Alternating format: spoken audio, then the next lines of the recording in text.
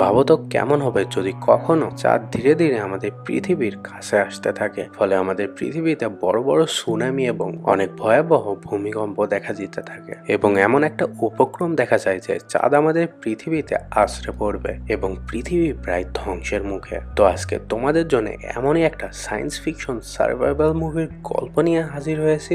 আশা করি তোমাদের সকলের কাছে এই মুভির এক্সপ্লেনেশনটি অনেক অনেক ভালো লাগবে। তো চলো আর দেরি না করে শুরু করা যাক আমাদের আজকের মুভির এক্সপ্লেনেশন। তবে মূল ভিডিওতে যাওয়ার আগে তোমরা যারা যারা আমার চ্যানেলে নতুন তারা অবশ্যই সাবস্ক্রাইব করে তোমাদের এই ভাইটার পাশে থেকো।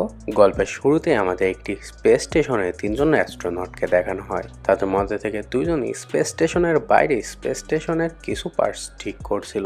এমন সময় হঠাৎ করে কোথা থেকে যেন একদল মৌমাছির ঝাঁকের মতো কিছু একটা এসে তাদের সবকিছু লন্ডভন্ড করে দিয়ে যায়। তখন ওই দুইজন অ্যাস্ট্রোনটদের মধ্যে থেকে মার্গাস নামের একজন তার বেল্ট ছিঁড়ে স্পেস শাটল থেকে অনেক দূরে চলে যায় এবং ধীরে ধীরে সে মহাশূন্যে হারিয়ে যায়। তবে হারপার নামের দ্বিতীয় ব্যক্তিটি কোনোভাবে স্পেস স্টেশনের মধ্যে ফিরে আসতে সাকসেসফুল হয় এবং সে ফিরে এসে দেখতে পায় তার আরেকজন ক্রু মেম্বার স্পেস স্টেশনের মধ্যে অজ্ঞান হয়ে পড়ে আছে। হারপার তখন স্পেস স্টেশনের জানালা দিয়ে দেখতে পায় ওই মৌমাছির মতো দেখতে জিনিসটা সরাসরি চাঁদের ভেতরে চলে যাচ্ছে। এরপরে আমাদের দেখানো হয় তাদের দুজনকে পৃথিবীতে আবারও ফেরত নিয়ে আসা হয়েছে। এখানে হারপার নাসার অফিসারদের সবকিছু খুলে বললেও কেউ তার এই কথার বিশ্বাস করে না যে কোনো মৌমাছির মতো দেখতে জিনিসের কারণে এই দুর্ঘটনা ঘটেছে এবং তারা সম্পূর্ণ দোষটাই হারপারের ঘাড়ে চাপিয়ে দেয়, কেননা ওই সময় ফলার স্পেস স্টেশনের মধ্যে অজ্ঞান হয়ে পড়েছিল। এদিকে সব দোষ হারপারের ঘাড়ে পড়ায় সবাই তাকে দোষারোপ করতে থাকে। ফলে হারপারের ওয়াইফ তার ছেলেকে নিয়ে হারপারকে ছেড়ে চলে যায়। এরপরে আমাদের 10 বছর পরের দৃশ্য দেখানো হয়, যেখানে কেসি নামের একজন হাউস ক্লিনার নাসার এক প্রফেসরের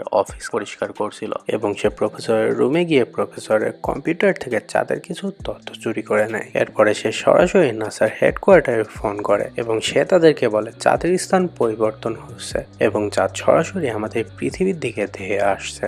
কিন্তু সেখানকার স্টাফ মনে করে কোনো বাচ্চা হয়তো তাদের সাথে মজা করছে এবং সে তার কলটি কেটে দেয়। এতে কেসি দ্রুত হারপারের কাছে চলে যায়, যাকে নাসার থেকে চাকরির থেকে বের করে দিয়েছিল 10 বছর আগের ঘটনার জন্য। কেসি হারপারের কাছে এসে চাঁদের স্থান পরিবর্তন করার বিষয়টা হারপারকে খুলে বলে, কিন্তু হারপারও তাকে পাগল ভেবে সেখান থেকে বের করে দেয়। এতে কেসি অনেক হতাশ হয়ে যায়, কেননা তার কথা কেউ বিশ্বাস করছে না। তাই সে নিজেকে প্রমাণ করার জন্য তার কাছে যত তথ্য ছিল সেগুলো সে অনলাইনে আপলোড করে দেয়। এদিকে তথ্যগুলো ফাঁস হয়ে যাওয়ায় নাসার অনেক সমালোচনা হতে থাকে। এদিকে হারপার নিউজে এই ঘটনাগুলো দেখতে পেরে সে বুঝতে পারে কেসি আসলে তাকে সত্য কথাটাই বলছিল।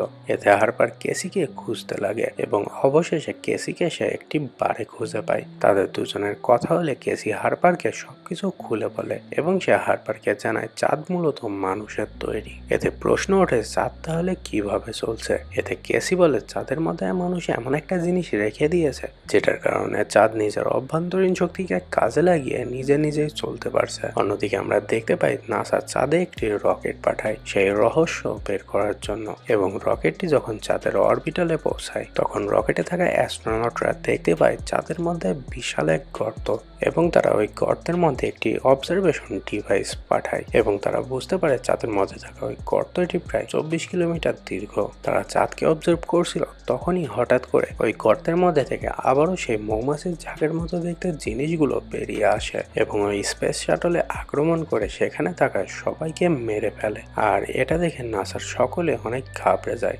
এবং সেখানে থাকা একজন সিনিয়র কর্মকর্তা তখনই তার চাকরি থেকে রিজাইন করে। অপরদিকে চাঁদ ধীরে ধীরে পৃথিবীর আরো কাছে আসার কারণে আমাদের এই পৃথিবীর অবস্থা ধীরে ধীরে আরো ভয়াবহ হয়ে উঠছিল। এদিকে নাসার হেডকোয়ার্টারে থাকা সায়েন্টিস্টরা রিসার্চ করে বুঝতে পারে এই মৌমাছির মতো দেখতে জিনিসগুলো মূলত ইলেকট্রনিক ডিভাইসের উপরে আক্রমণ করে। এতে তারা মিটিং এ আলোচনা করে তারা এমন একটা ডিভাইস বানাবে যাতে ওই মৌমাছির ঝাঁকগুলো তাদের ওই ডিভাইসকে টার্গেট করতে পারবে না এবং তারা এমন একটি প্রজেক্টের উপরে 10 বছর আগেই কাজ করছিল, কিন্তু সেই সময় মূলত টাকার কারণে তাদের এই প্রজেক্টটিকে থামিয়ে দিতে হয়েছিল। এটা ফলার জানতে পেরে সে সেই মিশনটি আবারও চালু করতে চায় এবং সে তখন হারপারের কাছে কল দেয় এবং ফলার হারপারের সাথে দেখা করে সে নাসার সব সত্যিটা হারপারের কাছে বলে দেয়, যেগুলো মূলত মানুষের কাছ থেকে এতদিন লুকিয়ে রাখা হয়েছিল। মূলত এই মৌমাছির মতো দেখতে জিনিসগুলোর কথা নাসা আগে থেকেই জানতো এবং তারা সকলের কাছ থেকে এগুলো লুকিয়ে রেখেছিল। মূলত ফলার এই মিশনের হেড হওয়ার কারণে সে এই সকল তথ্যগুলো পেয়ে যায়। তারা একসাথে কাজ শুরু করে এবং হারপার লক্ষ্য করে যখন এই মৌমাছির মতো দেখতে জিনিসগুলো চাঁদের মধ্যে থাকে তখন মূলত চাঁদ পৃথিবীর দিকে ধেয়ে আসে। আর আবার যখন এই মৌমাছির মধ্যে দেখতে জিনিসগুলো চাঁদের মধ্যে থেকে বের হয় তখন চাঁদ আবারও নিজের জায়গায় ফেরত যেতে থাকে। তখন তারা বুঝে যায় মৌমাছির মতো দেখতে এই জিনিসগুলোর কারণে চাঁদ পৃথিবীর দিকে ধেয়ে আসছে। এরপরে হারপাররা মিশন শুরু করে দেয়। তারা একটি পুরাতন রকেট প্রস্তুত করে স্পেসে যাওয়ার জন্য এবং তারা রকেটের মধ্যে প্রবেশ করে দ্রুত স্পেস শুট করে নেয় এবং তাদের এই মিশনের সবগুলো ইকুইপমেন্টই নন ইলেকট্রনিক ছিল। কিন্তু ওই মুহূর্তে সেখানে অনেক বড় একটা সুনামি চলে আসে। এতে হারপাররা তখন দ্রুত রকেটটি স্টার্ট করে দেয় এবং তারা কোনোভাবে রকেটটি লঞ্চ করতে সাকসেসফুল হয়ে যায়। অপরদিকে আমরা দেখতে পাই হারপার এবং ফলারের যে দুজন ছেলে ছিল তারা দুজনে গাড়ি নিয়ে পালাতে থাকে, কারণ তাদের শহরের সবকিছুই প্রায় সুনামির নিচে তলিয়ে যাচ্ছিল। কিন্তু মাঝপথে একদল ডাকাত তাদের দুজনের থেকে গাড়িটি নিয়ে নেয়। এতে তারা কোনোভাবে হাঁটতে হাঁটতে একটি ক্যাম্পে চলে আসে। তখন তাদের সাথে হারপারের এক্স ওয়াইফ অর্থাৎ হারপারের ছেলের মায়ের সাথে দেখা হয়ে যায়। এতে তারা কিছুক্ষণ সেখানে আশ্রয় নেয়, কিন্তু কিছুক্ষণ পরে দেখা যায় যে চাঁদ পৃথিবীর অনেক কাছে চলে এসেছে, ফলে পৃথিবীতে আরো প্রলয় শুরু হয়ে যায়। অপরদিকে আমরা দেখতে পাই হারপারদের রকেটটি চাঁদের অনেক কাছে চলে গেছে। এতে ওই মৌমাছির মতো দেখতে জিনিসগুলো হারপারদের উপরে আক্রমণ করে দেয়। এতে রকেটের মধ্যে থাকা হারপার এবং বাকিরা রকেটের সমস্ত ইলেকট্রনিক ডিভাইসগুলো বন্ধ করে দেয়। ফলে ওই মৌমাছির মতো দেখতে জিনিসগুলো হারপারদের উপরে আর আক্রমণ করে না এবং আমরা দেখতে পাই মৌমাছির মতো দেখতে ওই জিনিসগুলো সেখানেই থেমে যায়। এরপরে পরিস্থিতি স্বাভাবিক হলে হারপাররা একটি স্পেস ক্যাপসুল নিয়ে সেই গর্তের মধ্যে প্রবেশ করে, যে গর্তের মধ্যে দিয়ে মূলত ওই মৌমাছির মতো দেখতে জিনিসগুলো আসা যাওয়া করত। তারা চাঁদের মধ্যে প্রবেশ করে যা দেখতে পায় সেটা দেখে তারা অবাক হয়ে যায়, কেননা চাঁদের মধ্যে পুরোটাই ফাঁকা এবং দেখে মনে হচ্ছিল এটি আসলে একটি স্পেস স্টেশন এবং এই স্পেস স্টেশনের শক্তিকে কাজে লাগিয়ে চাঁদ মূলত নিজে নিজে চলতে পারে এবং এটা দেখে এমন মনে হচ্ছিল চাঁদ আসলে মানুষের তৈরি। এরপরে তারা চাঁদের আরো গভীরে গেলে তারা দেখতে পায় চাঁদের একদম সেন্টারে মনে হচ্ছিল একটি নক্ষত্রের মতো কিছু চলছে, আর এটা থেকে চাঁদ শক্তি পাচ্ছিল। আর ওই মৌমাছির মতো দেখতে জিনিসগুলো ওই এনার্জি কোডটিকে পেঁচিয়ে রেখেছিল, আর এর কারণে মূলত চাঁদ এনার্জি না পাওয়ার কারণে পৃথিবীর দিকে এগিয়ে আসছিল, কেন আর কোনো এনার্জি না থাকায় সেটি আর নিজের অবস্থান ধরে রাখতে পারছিল না। এদিকে মৌমাছির মতো দেখতে জিনিসগুলো হারপারদের ডিটেক্ট করে ফেলে এবং সেগুলো তাদের উপরে আক্রমণ করতে আসে। কিন্তু তখনই সাইডের দরজার মতো একটা কিছু ওপেন হয়ে যায় এবং হারপাররা ওই দরজার মধ্যে ঢুকে যায়, আর পেছন থেকে ওই দরজার মতো দেখতে জিনিসটি আবারও বন্ধ হয়ে যায়। ফলে তারা কোনোভাবে ওই মৌমাছির মতো দেখতে জিনিসগুলোর হাত থেকে বেঁচে যায়। কিন্তু তারা দেখতে পায় তারা একটি আজব একটা স্থানে এসে পৌঁছেছে, যেখানে আমরা দেখতে পাই হারপারকে একটি এআই সিস্টেম সবকিছু বোঝাচ্ছিল চাঁদের বিষয়ে। হারপার এখান থেকে জানতে পারে চাঁদকে মূলত মানুষেরা বানিয়েছিল মিলিয়ন মিলিয়ন বছর আগে, যখন মূলত মানুষরা অন্য আর একটা গ্যালাক্সিতে বসবাস করত আর টেকনোলজির দিক থেকে মানুষরা অনেক এগিয়ে ছিল।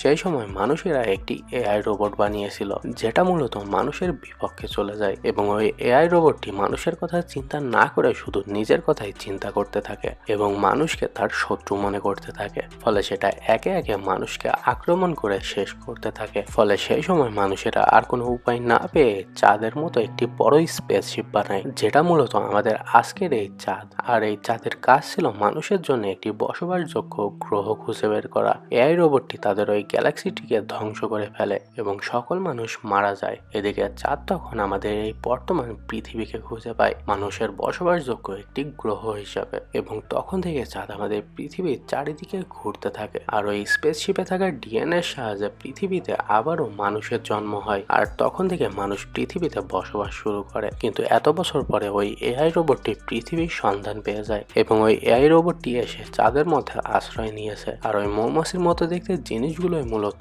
এআই রোবট এবং তারা পুরো মানব জাতিকে ধ্বংস করে দিতে চায়। যেহেতু তারা তাদের সকল প্রশ্নের উত্তর পেয়ে গেছে, হারপাররা সেখান থেকে বের হওয়ার উপায় খুঁজতে থাকে এবং তখন তারা তাদের পূর্বপুরুষদের তৈরি করা একটি স্পেসক্রাফট দেখতে পায়, যেটা প্রযুক্তির দিক থেকে অনেক উন্নত ছিল। অপরদিকে আমরা দেখতে পাই চাঁদ যেহেতু পৃথিবীর অনেক কাছে চলে এসেছে, পৃথিবী ধ্বংস হতে শুরু করেছিল এবং চাঁদের গ্র্যাভিটির কারণে পৃথিবীর থেকে অক্সিজেন ছড়ে যেতে থাকে এবং প্রতিটা শহরে একের পর এক ধ্বংস হয়ে যাচ্ছিল। তাই শেষ পর্যন্ত আর কোনো উপায় না পেয়ে প্রশাসন চাচ্ছিল চাঁদের উপরে তারা নিউক্লিয়ার মিসাইল লঞ্চ করে চাঁদকে ধ্বংস করে দিবে। অপরদিকে আমরা দেখতে পাই হারপাররা স্পেস ক্রাফটটি নিয়ে ওই সোয়ার্মের দিকে যেতে থাকে, অর্থাৎ ওই মৌমাছির মতো দেখতে জিনিসগুলোর দিকে যেতে থাকে। পৃথিবীকে বাঁচানোর আর একটাই উপায়, আর সেটা হচ্ছে ওই স্পেস স্টেশনের মধ্যে থেকে পাওয়া একটি ডিভাইসকে নিয়ে ওই মৌমাছির মতো দেখতে জিনিসগুলোর মধ্যে চলে যেতে হবে। হারপার তখন সেই কাজটি করতে চাচ্ছিল, কিন্তু কেসি বলে সে এই কাজটি করবে। সে পৃথিবীকে দেখিয়ে দিতে চায় তার দ্বারাও কিছু সম্ভব এবং সে ওই ইএমপি ডিভাইসটিকে নিয়ে ওই সোয়ার্মের মধ্যে চলে যায় এবং সেটিকে নিয়ে গিয়ে সেখানে সে ব্লাস্ট করে দেয়, যার ফলে সেখানে অনেক বড় একটা শকওয়েভ তৈরি হয় এবং কেসি সেখানে মারা যায়। অপরদিকে প্রশাসনকে আর নিউক্লিয়ার মিসাইল লঞ্চ করতে হয় না, কেননা ধীরে ধীরে চাঁদ আবারও নিজের জায়গায় ফেরত যেতে থাকে। এদিকে আমরা দেখতে পাই ফলার এবং হারপার কোনোভাবে ওই ব্লাস্ট থেকে বেঁচে পৃথিবীতে ফেরত চলে এসেছে। আর এভাবে আমাদের এই গল্পটি এখানেই শেষ হয়ে যায়। তো গাইজ, আশা করি তোমাদের সকলের কাছে এই গল্পটি অনেক ভালো লেগেছে। যদি সত্যি ভালো লেগে থাকে তাহলে ভিডিওতে একটা লাইক দিয়ে তোমাদের এই ভাইটার পাশে থাকতে ভুলো না। তো দেখা হচ্ছে পরবর্তী কোনো ভিডিওতে, ততক্ষণ সকলেই ভালো থাকো। আল্লাহ হাফেজ।